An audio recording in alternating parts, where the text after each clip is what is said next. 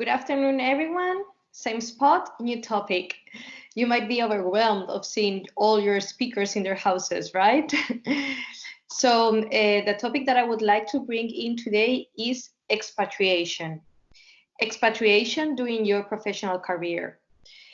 All this chat, it's going to be influenced by my own experience. I'm lucky enough to be right now expat in Cape Town in South Africa. As you probably can guess, I'm Spanish and I arrived here 6 months ago. And guys, when all this Corona finished, please take your time and come and visit Cape Town. It's an amazing city, amazing. I'm super happy here. But yeah, let's get to the topic. So the increase of the global business nowadays makes many organizations to send employees to work overseas, so they can have a bigger overview of the company and can support with some kind of expertise there. When a company sends you as an expat, it incurs in a huge cost for them. And it's also a big challenge for you. So I would like to go through what you normally get, the benefits that you get when you're on expatriation, and what would I think that might be the best skills that you might have to make this expatriation successful. So first of all, what are the benefits that you normally get when you're an expat? Nowadays, it's not like when our parents used to have expat opportunities. My dad, as an example, he was in the States for 2 years too as an expat, and his conditions were pretty much better than what do I have right now. We are pretty okay. You're gonna have good standards of life, but it's not that you're gonna save your whole salary or you're gonna become rich of these 2 years expat. So first of all, the best benefit for me is a great push for your career. Normally when they send you overseas, it's because you just got a promotion, you have biggest responsibility, a better salary sometimes, or it's a step for your future promotion when you go back home. So in my case, it's the first time that I'm leading a team, and it has been a small promotion from the role that I used to have before, but it's completely a previous step for the role that I will be offered when I go back home in 2 years. So really, really, really promotes your career path. The second one is the golden expat package, right? So besides your salary, you normally have a quality and cost of living adjustment if you go to a country that is more expensive, or what I said, like you're losing quality of life. It could be contamination, safety, or whatever other indicators that your company might estimate. And then you get all these kinds of supports. For example, support to find your own house, to hire all your utilities. In case you have children, they normally support you with the school. I'm saying financially, but also find it what it better fits your profile. So when you have the opportunity to go overseas, your company normally really support you in all these transits. So don't imagine that they just say, like, my case, go to South Africa and you'll manage yourself. No, they have supported me for even opening my own bank account to decide which bank will fit me better. And the third point, and for me the most important one, is that personal rewarding journey. It's a big challenge going as an expat because you are completely out of your comfort zone. You are not with your group of friends, with your family nearby. You are in a completely, totally environment, and many times you're gonna have many cultural differences and many barriers that you have to be aware of. But you are going to go to it every single day having learned something new. And I'm not talking about your role in the office. I'm talking about your life. You're going to push yourself to be much more extrovert, to make your own group, to open your mind to new food, to push yourself to visit more places, because you always have like kind of a clock, right? Like you have time to spend there and you want to make the best of it. So what you're going to learn, it's going to be awesome. you're going to improve a language probably, or you're going to start from zero and learn it. You're going to learn how other things are made and how they actually work, or it could even work better the way you expected. So really, and sometimes even with you, when you move with your family, right, for your children, like being exposed to a new culture, to a new language, it will be it might be, or in my case, it has been an amazing experience. But there's always a but. No, what I would like to say is that to make sure that you are going to enjoy of these kind of experiences, because I don't expect that everyone is so ambitious or so open minded or so welcoming to the change to embrace an expatriation, or to enjoy it. Maybe we can just do it because it's in our career path, and as I said before, it's a step for a promotion or something like that, but you are not keen to it. It can happen, but I hope, and that's the whole point of me talking about expatriation, because I'm enjoying it very much, is to embrace you to it. So what would be the skills that I think that someone should work in or should have for an expatriation?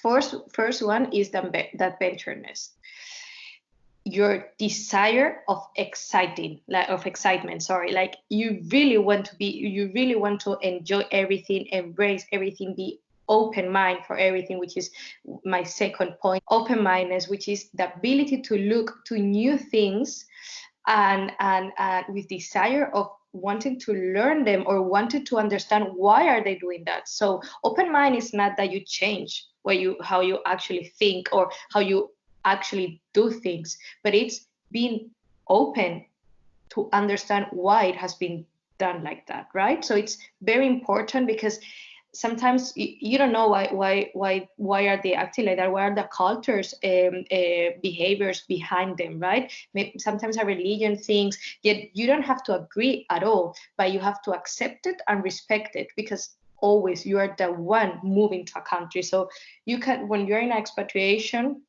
or even when you're traveling abroad, yeah, you can't expect that things are done as would you like or what you used to it. You're the one moving there, and you always have to accept and respect the way they behave, the way they act, the way they speak, the way they eat, everything. Okay.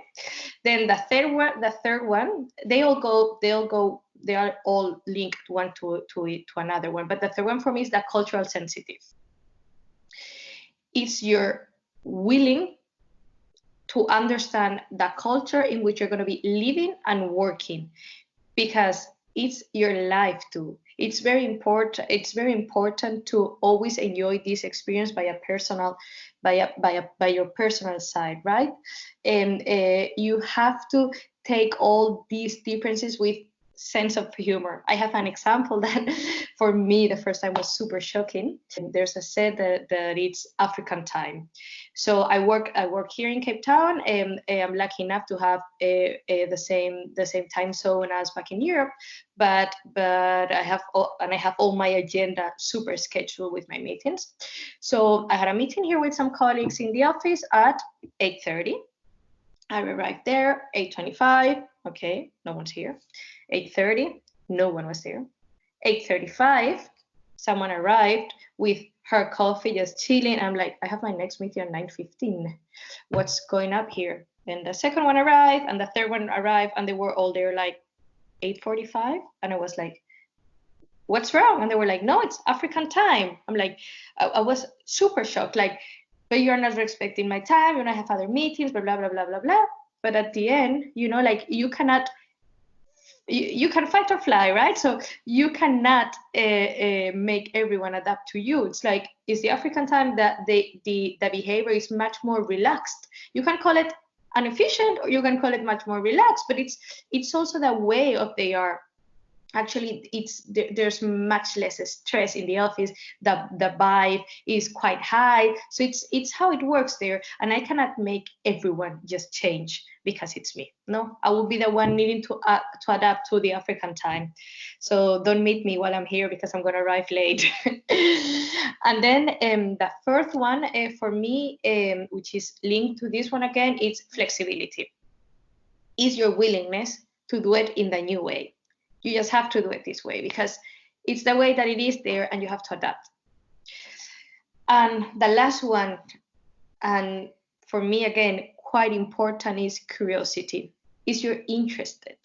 So it's not your willingness, whereas you have to be really interested, curious, to know how things are doing there. It's your capability to adapt to a new environment.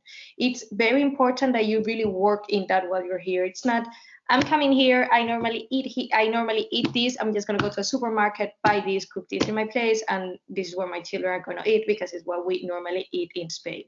No, be curious, find new places, try new tastes, hang around with local.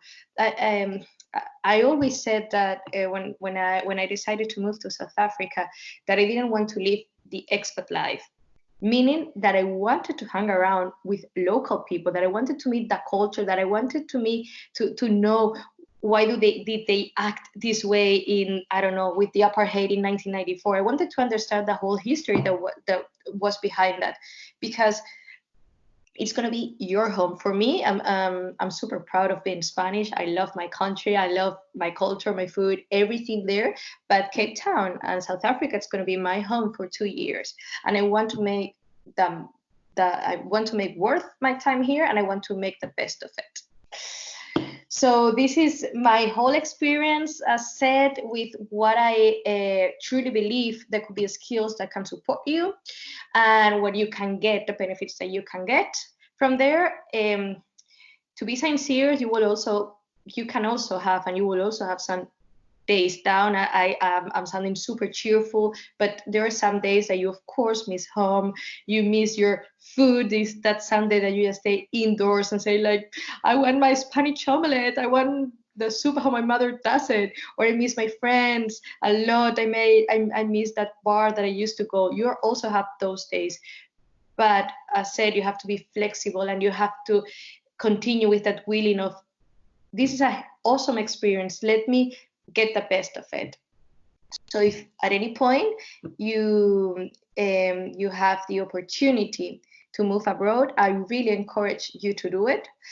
And also try to always have a work-living balance. Like, try to move to a country where you really think that you're going to be happy, because you cannot run at 200 kilometers per hour if you're riding a small scooter, right? So to be super efficient at work, you also have to be stable and happy with your life. So guys, this is my own experience, as I already said. I hope you enjoyed it, and as I said in the first video, please reach me out if you have any questions, any comment, I don't know, whatever you need. I'm super open to answer them, and see you soon.